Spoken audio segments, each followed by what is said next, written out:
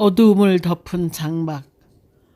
지금부터 400여 년 전 임진왜란이 일어났을 적에 이곳 마장동엔 말을 기르던 양마장이 있었다.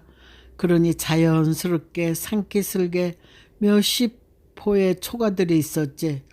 이곳 마장리 일대에는 우회장 소소행장이 진을 쳤는데 표독하기는 가등청정보다 훨씬 더했다고 하더라. 그들이 전공을 세운 기준으로 사람의 머리를 몇 개 베어 가져왔느냐에 따라 공의 크기가 결정되었는데 그걸 전부 일본으로 가지고 갈 수가 없었다. 우리 한국 사람들의 머리를 잘라갔겠군요. 그래, 머리를 가져가기 힘드니까 귀를 잘라가더니 나중에는 코를 베어갔단다. 휴, 일본까지 가는 동안 다 썩어버렸을 터인데. 그러니까 소금에 절여서 새우젓처럼 만들어 가지고 갔지.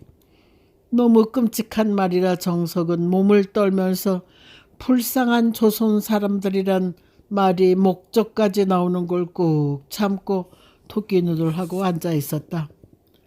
군인들을 코를 자르다 보니 숫자를 늘려 전공을 더 높이기 위해 일본도를 가지고 민간인들의 코도 펴갔단다.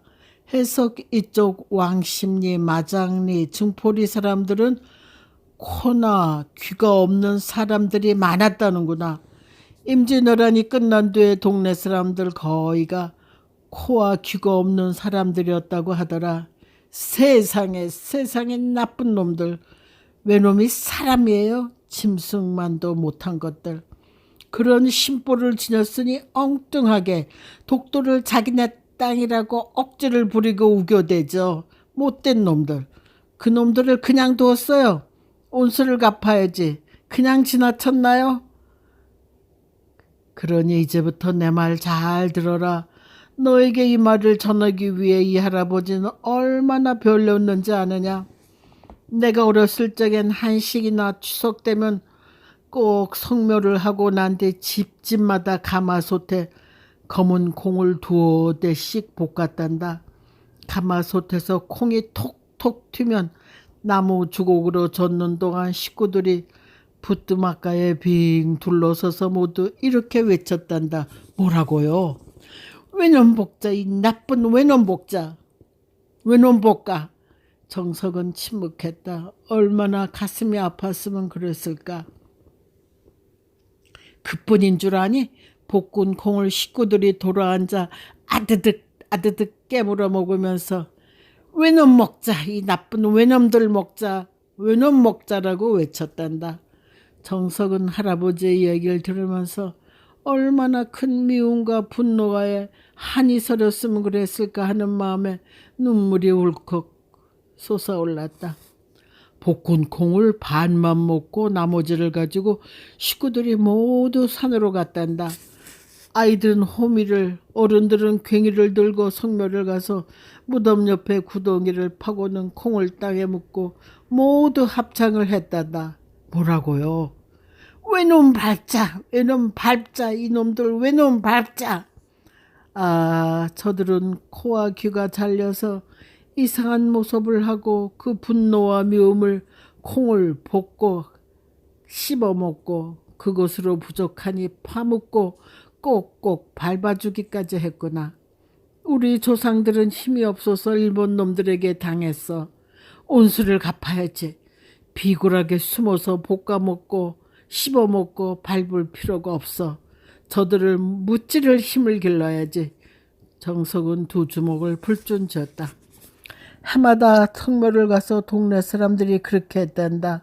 내 증조부도 그렇게 했다고 자손에게 전하라고 하더라. 해서 나도 너에게 이 말을 전한다. 잊지 말고 자식들에게 말해줘라.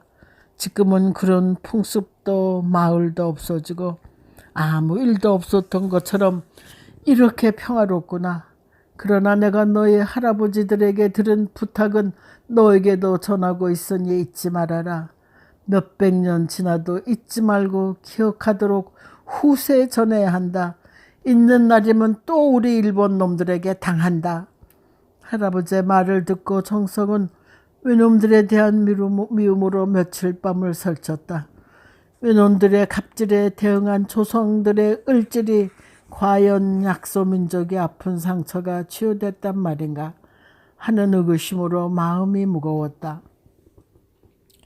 대학은 정석이 졸업하고 할아버지가 문득 그려 마장동에 들렸다. 1998년 도시개발로 아파트와 초등학교가 들어서면서 마장동의 도축장 역사도 막을 내렸다. 하지만 한번 형성된 시장이 쉽사리 사라지질 못하고 여전히 거대한 축산물 도소매 업소가 들어서 있었다. 서울 하루 육류 소비량의 60% 이상을 이곳 마장동 축산시장이 차지하고 있다니 우시장과 도축장이 사라진 도시에 먹을거리만 잔뜩 진열되어 쌓여 있었다. 증조비의 묘도 큰 길이 뚫리는 바람에 화장을 해서 산야에 뿌려버려 산소들도 없어졌다.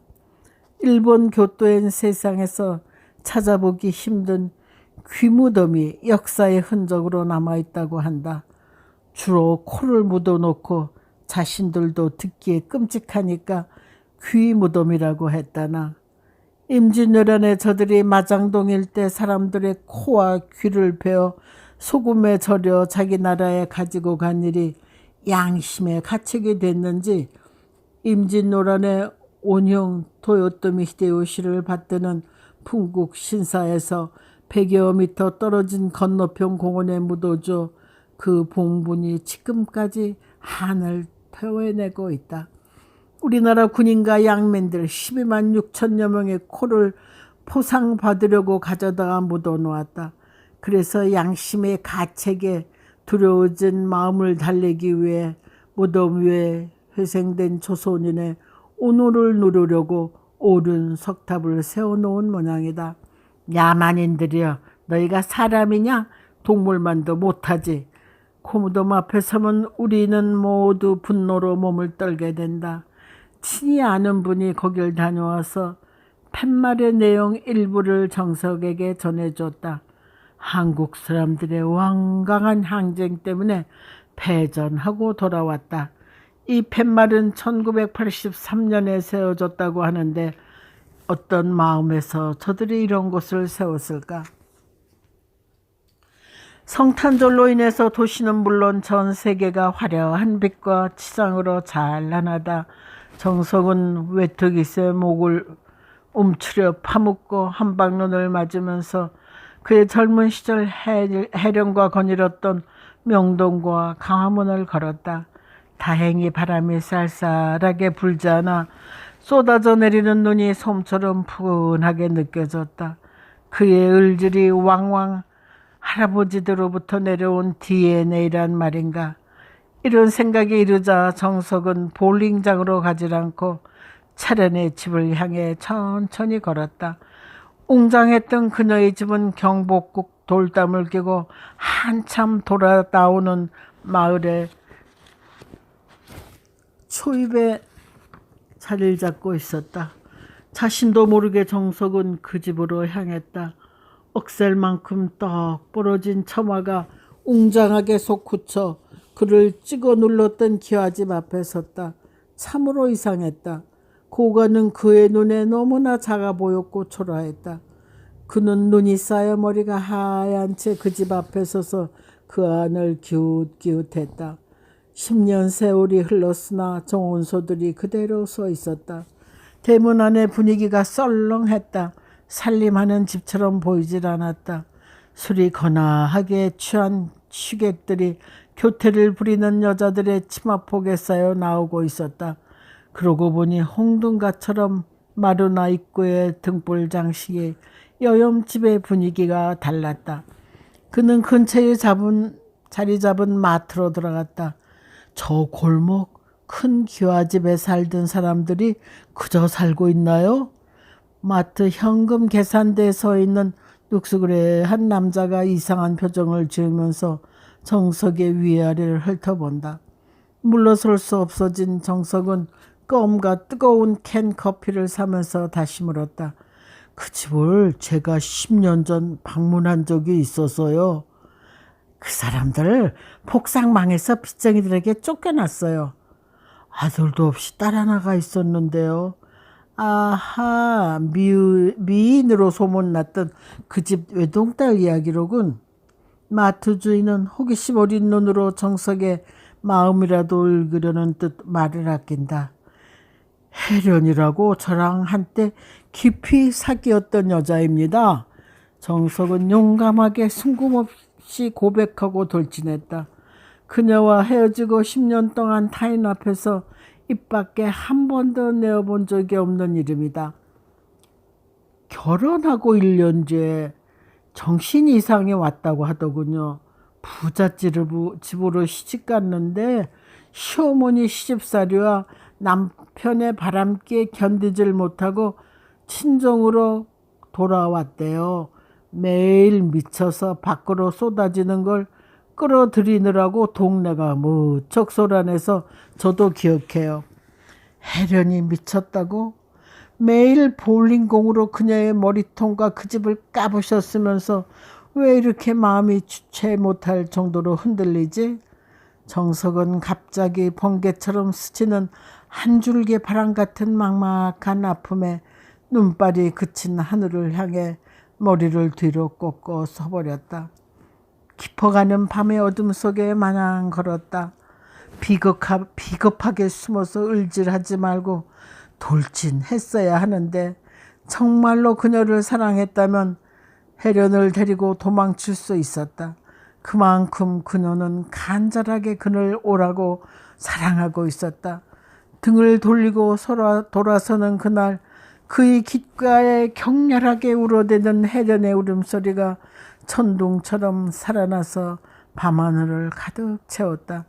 그는 가까이에 있는 볼링장으로 들어갔다. 큼직한 볼링공을 들어서 10개의 핀을 향해 힘껏 던졌다. 을질하는 대상이 바뀌어서 확연하게 나타났다. 염소 털과 죽인 개달의 새까만 장마처럼 찢을 수 없던 단단한 정석 자신의 흑암을 향해 그는 마음과 몸을 쏟아넣어 공을 내던졌다. 징그러운 염소 가죽이 쭉 찢어지기 시작했다. 그간 강렬한 햇빛을 받고 비를 맞으며 습기를 견뎌내며 더욱 음흉해진 빛깔을 지닌 가죽 안에 숨어있던 정석의 깜깜한 어두움이 솔솔 새어나와 볼링장이 뿌옇게 흐려졌다. 그는 연신 흘러내리는 눈물을 닦으면서 눈을 껌벅거렸다.